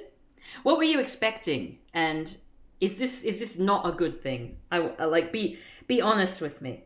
Like I'm gonna finish the chapter today and finish it off. Would you be interested in more chapters in the future, reading about the bosom serpent and the lousy disease? This reasonable explanation stuff isn't as interesting as the first bit. Yeah, I can see that. Would I read it myself? No. Understandable. I'm very interested in the bosom serpent. Okay, well, how about we read... next time I do one of these streams, we will read the bosom serpent, given that's the next chapter. And then people can make their final decision about whether this is a fun thing to do. You're expecting something more straightforward, but lots of very bizarre history. People are very weird, aren't they? The riddle of the lousy disease, or the lousy disease. All right, we just got a few more pages of this. And I'll call it a night. But yeah, I hope you're being entertained by this. Feel free to have a little conversation about whether, who here thinks spontaneous combustion is a thing? Probably no one. Is there a way to scan the pages so it's easier to read along on stream? Oh, is it? Sorry, I'm wobbling it around now. Would you prefer that we have scanned? If I can find an ebook version of this, would that be better for you than me holding the book up? Because there's part of me which is kind of like, well, if I'm reading along and reading the exact words that you're reading and holding the book, there's something a little bit more, everyone gather around Cav while Cav reads the book. Whereas if it's like an ebook on the page, it doesn't feel as, solid. But at the same time, I can see how it might get it would be easier on the eyes. All right, well, I'll have a look for next time to see if I can find a PDF copy of this book somewhere. Anyway, let's keep going, shall we? While I scratch my nose. Captain Marryat's once famous novel, Jacob Faithful, which was first published in 1834, is not frequently read today. It's been labeled a modern classic and vainly struggles against literature with a greater capacity for fascinating the youthful mind. Perhaps its ability to compete with modern pulp novels would have been increased if the present abridged edition had not excluded the powerful scene in the first chapter, depicting the death of Mrs. Faithful, Jacob's mother, from spontaneous combustion. This lady was very fat, and her son used to say that locomotion was not her taste, gin was. She usually sat all day in her cabin, below decks in the family barge. One evening when Jacob was on deck and his parents sat drinking below, he heard a terrible scream. His father came running up the hatchway and dived into the river without a glance at his son, never to be heard from again? Clouds of thick empyreumatic smoke billowed from the hatches, and poor Jacob could not run down to see what had happened to his mother. When the smoke had cleared 10 minutes later, the unhappy lad saw that he had lost both his parents at a single stroke, one dead by water and the other by fire. Only an unctuous, pitchy cinder in the middle of the bed was left of his mother's voluminous body. And his father had gone mad when she combusted spontaneously before his eyes. The bed with her remains was taken ashore for further investigation of her strange death, but only one conclusion was possible. Poor Mrs. Faithful was a textbook case. Thousands of people flocked to see her grisly remains, and Jacob's guardian collected money for the young orphan from them before selling the bed cinder and all to a doctor for 20 guineas. Captain Marryat was not the first writer to use spontaneous human combustion in a novel. The phenomenon proved useful as a dramatic, horrifying climax and a convenient means to dispose of a spent character. Now I'm thinking of Toast of London, where Stephen Toast is writing a novel in one episode and he can't think of an ending and he decides that the main character spontaneously combusts, and I wonder if it's now a reference, because I just assumed it wasn't a thing. Already in 1798, the American Charles Brockden Brown had had an old man erupt into flames in the novel Wieland, as a divine judgment. This event plunges his son into a bout of melancholia, and he ends up butchering his entire family. In the novel Redburn, published in 1849, Herman Melville followed Marryat in having the combustion occur aboard ship. When, if I'm honest, this is not as fun as comics. They kind of set a high standard, but I'm still entertained. I really like streams that are not gaming. Yeah, no, I totally get you. I might still do these every now and again, or I might even just put them on my Discord as like an off-stream sort of thing. We'll see. But I certainly enjoy having an excuse to read something. When the sailors notice a strange smell in their cramped quarters, some attribute it to a dead rat, but others take a look at their dead drunk shipmate lying in his bunk. "Blast that rat!" cried the Greenlander. "He's blasted already," said Jackson. "It's the water rat, shipmates, that's dead, and here he is."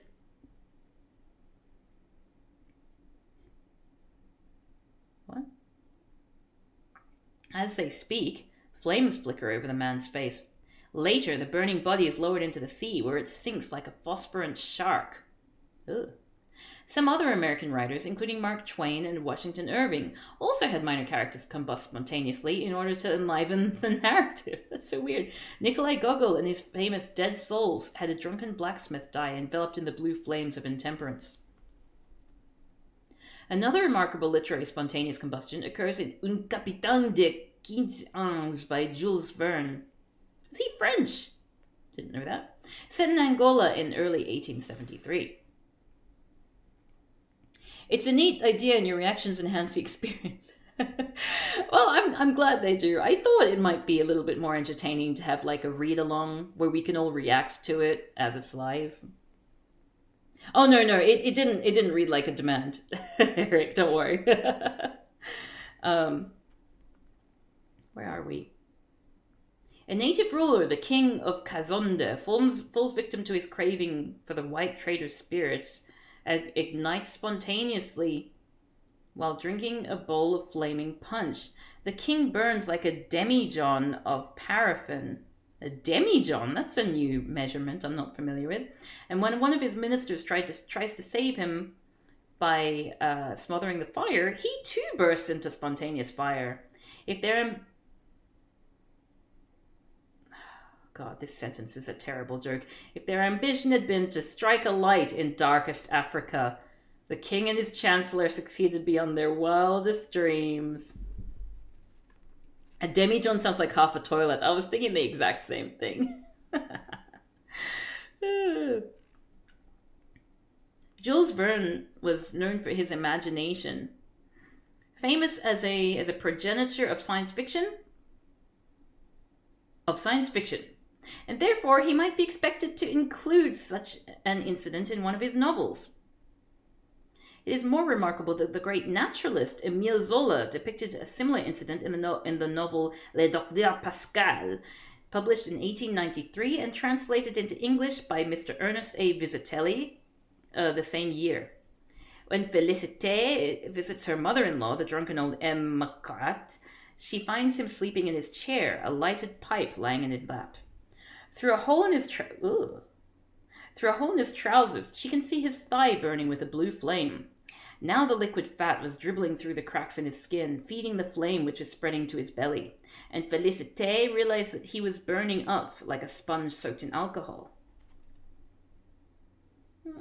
He had been saturating himself for years with the strongest, most inflammable of spirits. Soon, doubtless, he would be flaming from head to feet.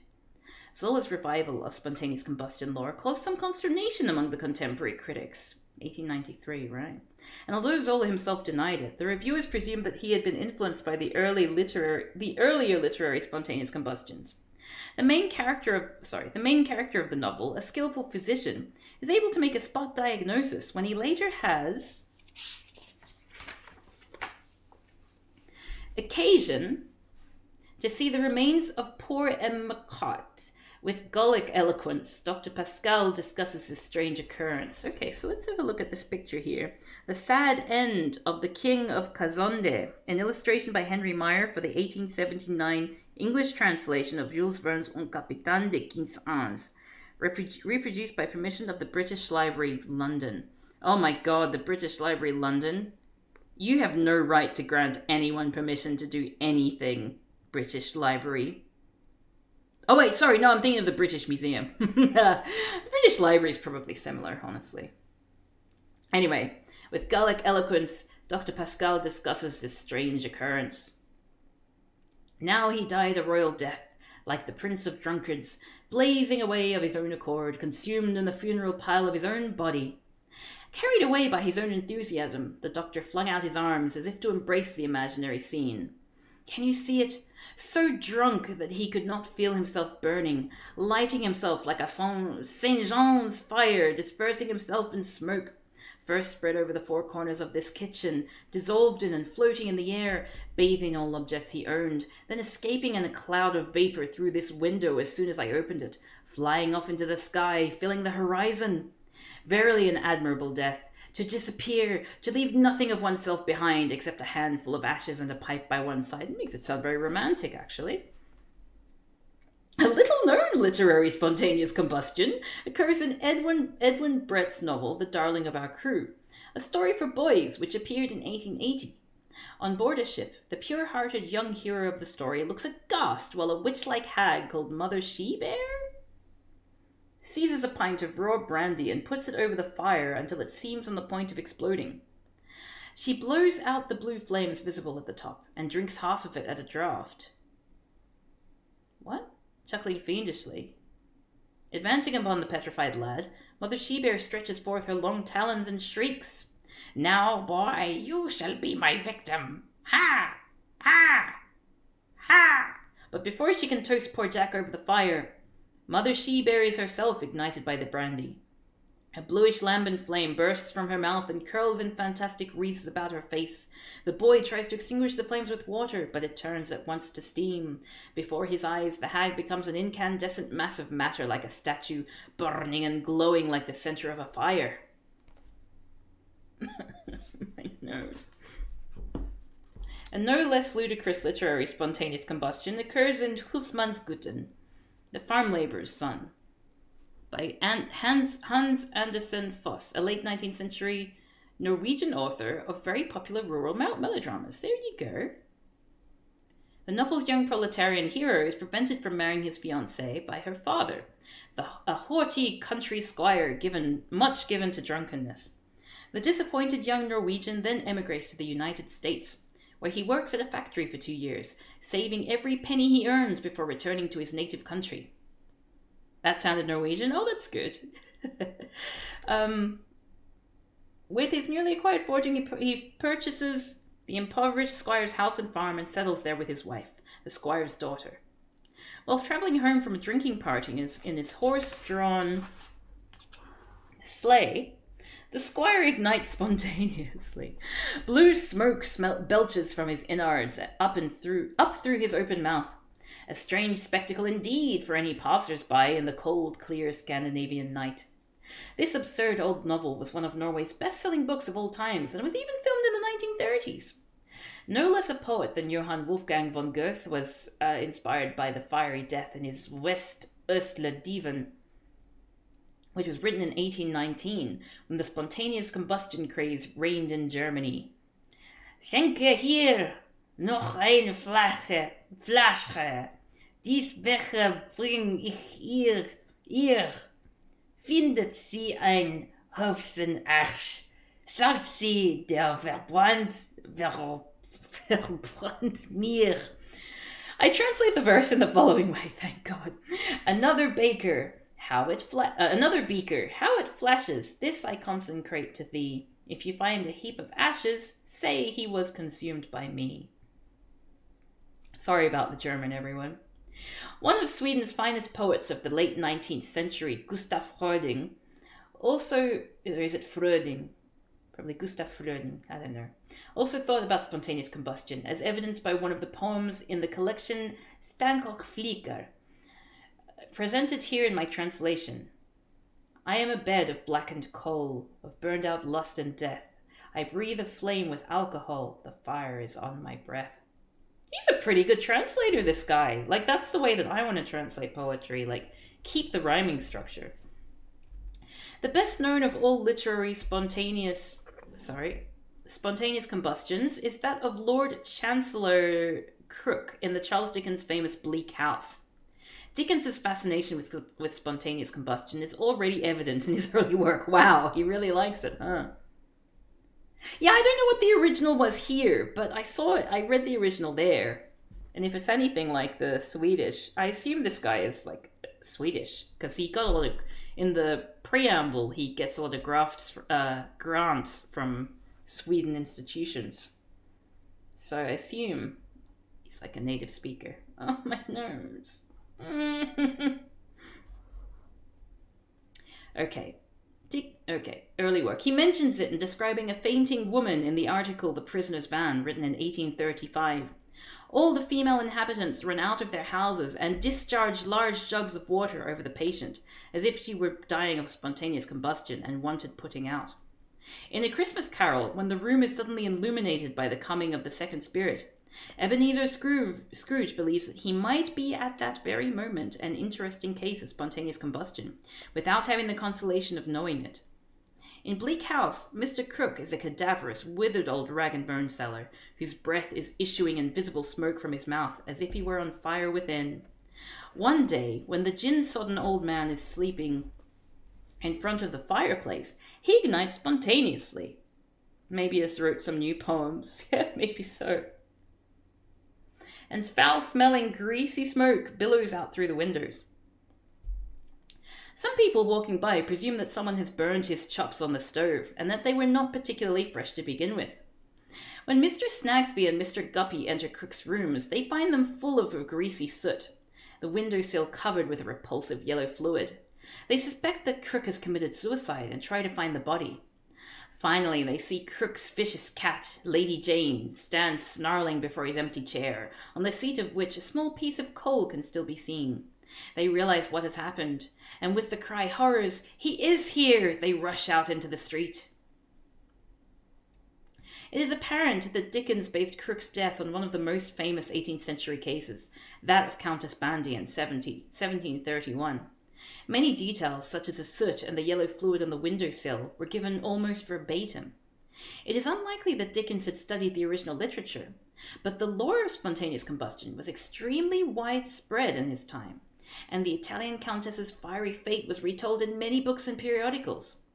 Dickens could have easily read of it in either the Gentleman's Magazine or the Annual Register, and one literary historian has suggested that he also studied the section on spontaneous combustion in Robert Macnish's Anatomy of Drunkenness. Okay, so we've got figure 4, the appointed time from Bleak House. A drawing by Phiz in the 1933 edition of Dickens's collected works from the author's collection. So weird that people keep spontaneously combusting when close to open flames. Also, has no one ever seen embers flying out of an open fire before? I know, right? Okay, so we're on the last double-page spread. Well done, everyone, for staying with me thus far. Other writers have implied that Dickens found his inspiration in the terrific Register. This loathsome periodical abounded in blood-curdling tales of murder, rape, incest, torture, and dismemberment. Jesus Christ. Terrific Register. It's one thing to call it, I guess. And its editors did not sneer at detailed accounts of spontaneous combustion, including a grisly description of the Italian countess being reduced to ashes. The Terrific Register had a considerable readership at its time. It's basically 4chan for the 17th century or 18th century or whatever. Including, as he himself later confessed, the young Charles Dickens while he was at Wellington House Academy. Hey there, Joe from Garen. We are reading, on the other page there was a drawing of someone burning right next to a fire. SMH. We're reading A Cabinet of Medical Curiosities. It's a book that sort of goes through the history of, unexplained sort of strange medical things like spontaneous combustion, being buried alive, like people being prematurely buried, things like that, and just tracing it through history and literature and coming up with modern explanations as of 1997. I'm quite interested by it personally. Not everyone in the chat is that interested by it, but I think it's been a fun little read along regardless, Anyway, Charles Dickens, we're almost at the end also. Charles Dickens was one of the leading novelists of his time, and many thousands of people eagerly read each new installment of Bleak House, or read, more like of interpretations of things and jumping to conclusions. Thousands of people eagerly read each new installment of Bleak House. One of them was the literary critic George Henry Lewes, who was agent with the scientific debate on the spontaneous combustion question, including the findings of Liebig and Bischoff. He publicly faulted Dickens for reviving a vulgar error, and Dickens took umbrage. He evidently believed that spontaneous combustion was possible, and instead of claiming artistic license, he attempted to prove that this phenomenon really existed. That's interesting. Well, before we continue that sentence. Figure 5, a drawing inspired by the spontaneous combustion controversy between Dickens and Lewes, from Diogenes, January 8, 1853, from the author's collection. Alarming case of spontaneous combustion. Law, there's Pa's boots, but where's Pa? Okay, since he was out of his depth in medical matters, he turned to his friend Professor John Elliotson for support. Unfortunately, the professor was a rather credulous character and not the soundest guide in these matters. What does that mean, credulous? He was a zealous phrenologist. And his stubborn defense of Mesmer's teachings, by which he claimed to cure everything from headache to cancer, had cost him his chair at the London University College. In spite of Elliotson's dubious reputation, Dickens relied wholly on a manuscript of his, quoting many older sources from the medical literature. Lewes and his literary associates were unimpressed by these arguments, and Dickens was generally considered the loser of the debate. He was even ridiculed in the comic magazines as the last champion of spontaneous human combustion. Nonetheless, even his critics had to agree that the section on Crookes' death had the master's touch. It is today frequently quoted as an example of Dickens's power to create an atmosphere of impending horror. It did sound really creepy when it was being described. Dickens remained unrepentant, and when Bleak House was published as a book in 1852, he vigorously defended the fiery death in the preface. And the chapter about Crookes... I want to read this preface. And the chapter about Crookes' death ended with the same fateful words. It is the same death eternally, engendered in the corrupted humours of the vicious body itself. Vicious? And that only spontaneous combustion and none other of the deaths that can be died? Alright. For several years after Bleak House was published, the existence of spontaneous human combustion was debated in the newspapers and in private conversation. According to the life of the sculptor Thomas Woolner, Crookes' case came up at a country house where Woolner was staying, when a scientific gentleman made the point that it was very dangerous for a drunken person to go near a candle or any open fire for fear of igniting spontaneously. The Irish butler who was clearing the table seemed to turn pale and hastily leave the room. The host hoped that the talk of spontaneous combustion had scared the butler, who was altogether too fond of drink. Shortly afterward, the butler returned with the Bible, which he placed before a clergyman guest, asking to be sworn immediately. Placing a trembling hand on the Bible, he solemnly pronounced, I, Patrick O.C., swear never, never, never to blow out a candle again. And that's the end of the chapter. That's the end of the chapter, and it brings us to the bosom serpent, which I hope you'll join me for when we get there. Oh, look, it's another thing that was started by Norway. Viking annals. So again, to look at the contents page, we've gone through spontaneous human combustion. The other things are the bosom serpent, the riddle of the lousy disease or lousy disease, giants in the earth, apparent death and premature burial, Mary Toft the rabbit breeder, maternal impressions, I'm quite intrigued about, honestly, tailed people, Three remarkable specimens in the Hunterian Museum, and the strange story of Julia Pastrana, which is probably going to be very, very depressing for all of us. Still, that was fun for me. Again, it's not something that I'm going to be doing like regularly, but sort of when I get the fancying for it to read The Bosom Serpent, etc., etc., I might do that. Yeah, Premature Burial is going to be really creepy, I think. But yes, thank you all for joining me for this very unusual, but very fun for me, stream. This is like those weird magazines with weird stuff in them. Don't know what they were called. Yeah, I've always had a soft spot for those kind of weird magazines. But anyway, let me find somebody to raid now. Who we gonna raid? We got a few people streaming. We've got Lupa Wolf playing Phasmophobia. Let's go to Lupa Wolf 152. Always cool to see you try different types of streams. Oh, thank you. Yeah, I'm a big fan of trying out different things. I get too, I just like doing different things. I get too annoyed by or bored by the same old thing. And again, I have way too many interests, so I may as well, do something new. Get your honks in chat ready for Lupa Wolf 152, who's going to be playing some Phasmophobia, so we'll probably be able to scare the shit out of them. See you later. Ciao, ciao.